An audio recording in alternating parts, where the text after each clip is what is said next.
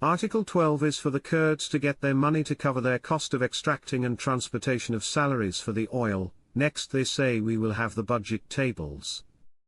Frank, that means the budget now is going to be read line item by line item by line item, and the only way to fund those line items, the funding will have to be based on a different exchange rate, because you cannot fund this budget at a program rate. Everybody waits for the new exchange rate.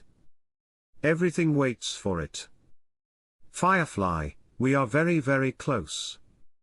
Leaving the red list is an important step to attract international companies. This is all about going fully international without restrictions.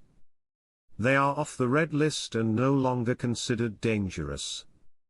To be fully international, they need a currency that is not restrictive.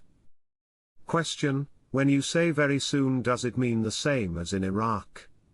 No. Very soon in Iraq is something different from the United States of America. We're on a New York nanosecond.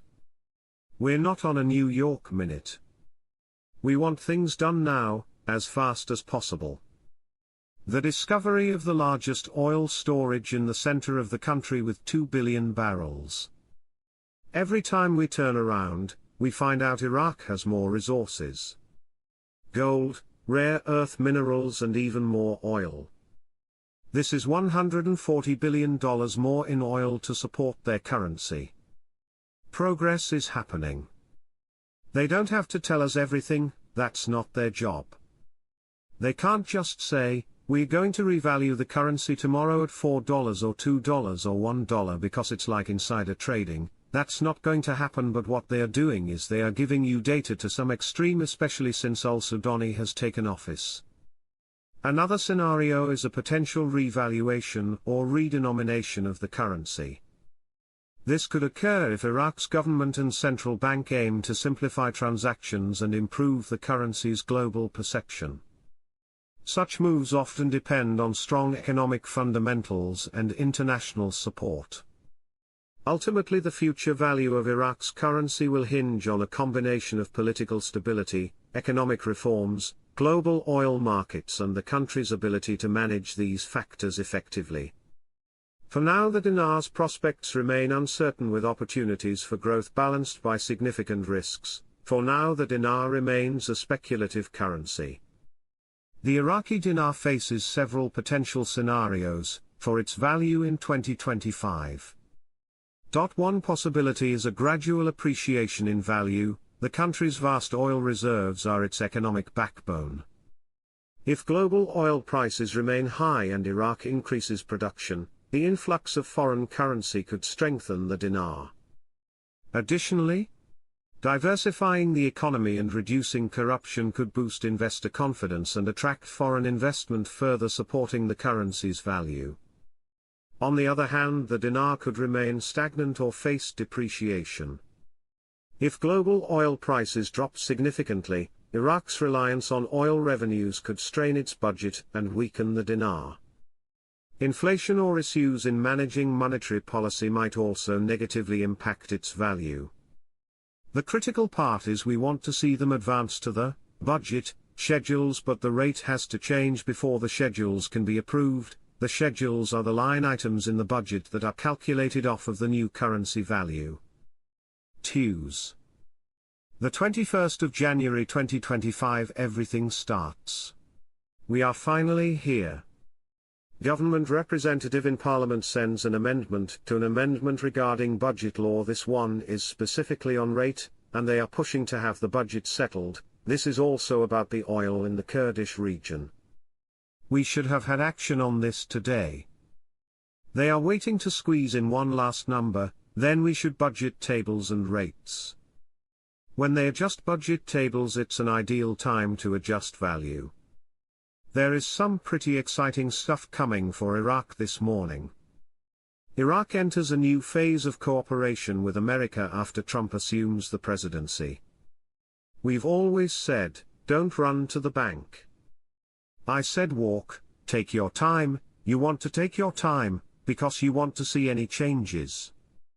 You want to see any mistakes that have been done that are being corrected by the bank or the CBI, whatever it may be. Take your time in doing this. Once the exchange starts, it's not going to stop overnight. You're going to have plenty of time. The Kuwaiti dinar currently is the strongest currency in the world. 31 Kuwaiti dinars for every US dollar. If you do the math, it turns out to be about $3.22.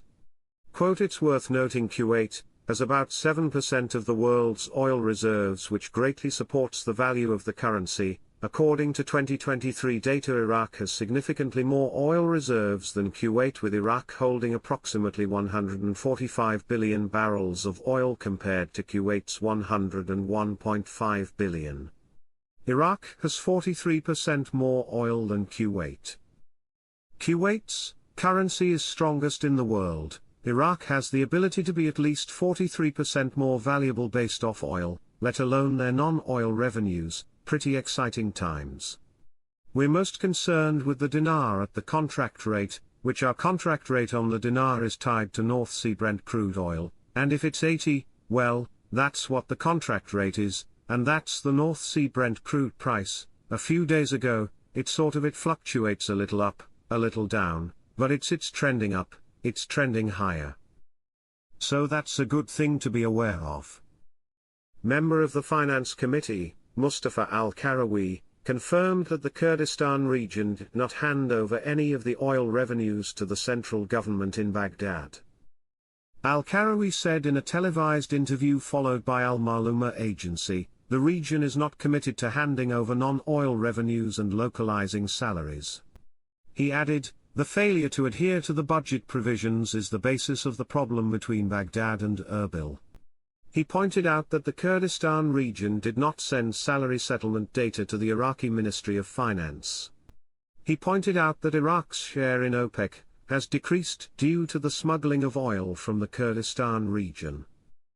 Prime Minister Mohammed Shia al-Sudani held the first regular meeting of the year for the Higher Committee for the Development Road Project today, Wednesday, in the presence of representatives of Oliver Wyman Company, which is concerned with providing consulting services for the Development Road Project. The meeting reviewed the latest procedures for the Development Road, discussed the latest progress in the 5 projects of the Grand Four Port, and the most prominent challenges facing the implementation process, and directing them to be addressed quickly in order to adhere to the approved timeframes, according to a statement by the Prime Minister's media office. Al-Sudani listened to a detailed presentation given by the consulting company regarding its plans related to the economic model for the Development Road Project, which provides the project with greater advantages, and ensures keeping pace with the latest developments in the field of using modern techniques and technology. The Prime Minister directed the state ministries and institutions concerned with the Development Road Project to submit their data to Oliver Wyman Company, in order to prepare an integrated vision for the project. The meeting also witnessed a review of the security plan for the Development Road Project, as well as reviewing the most important results of the last quadripartite ministerial meeting for the Development Road Project, in the presence